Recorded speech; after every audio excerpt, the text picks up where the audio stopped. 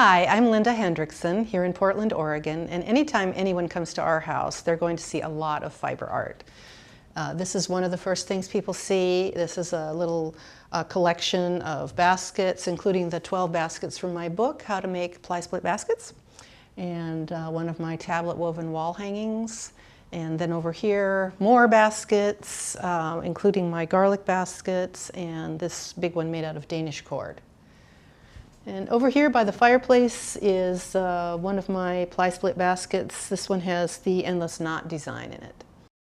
Then over here I have my mail order station with all of my books and the supplies that I need for mail order. All right, let's go upstairs and have a look at the studio. Around the landing I have some pieces that I've collected from around the world and also from some other fiber artists. Some of my favorites are this piece by Zen Perry from Australia, and this is a ply-split piece by Akiko Shimanuki, a jacquard weaving designed by Bhakti Zeek, and a macro gauze by Peter Collingwood.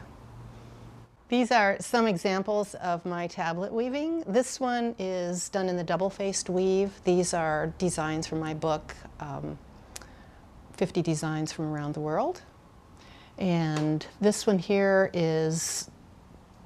consists of 21 double-faced bands that are triaxially interlaced.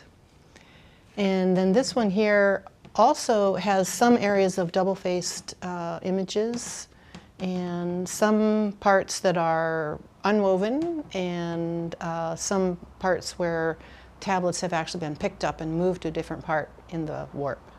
And then this piece here is ply-splitting, and it is made with fishing line. I made the cords with fishing line, and then they were ply-split into those spiral pieces, and that was part of a water feature at a garden show. Now over here is where I have my students.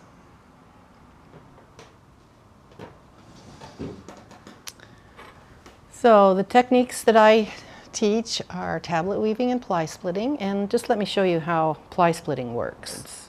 So everything with ply-splitting involves pulling cords through other cords. The other thing I teach is tablet weaving, and here's a band that I'm working on. This has letters from my book, Please Weave a Message. And in tablet weaving, you simply turn these tablets to weave.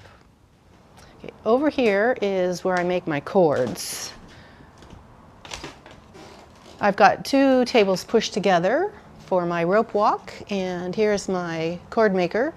And at the other end is my out end. And so I string up the yarn. Anything that can be twisted into a cord can be used.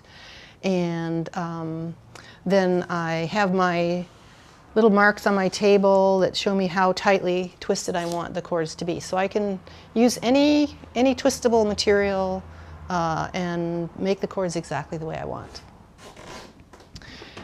This is where I have a lot of examples of my tablet weaving and ply-splitting. So everything on this rod is tablet woven.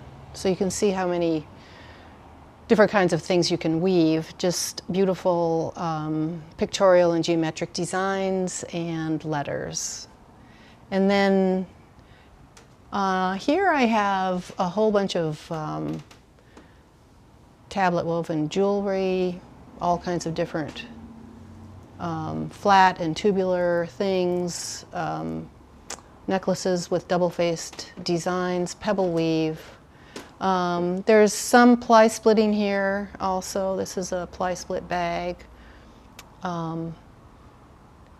Tablet weaving, though, can also be made into scarves. So here's an example of a tablet woven scarf. Here's another one.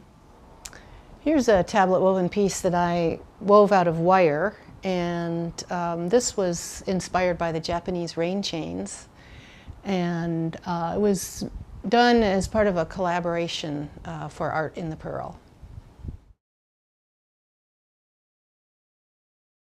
At the far end of the studio, I have this board, and everything on it is tablet woven. And on the top, I have some examples of tablet woven mug rugs and some very soft fabric strips. And then the red and gold bands are all pangrams from my book, Please Weave a Message.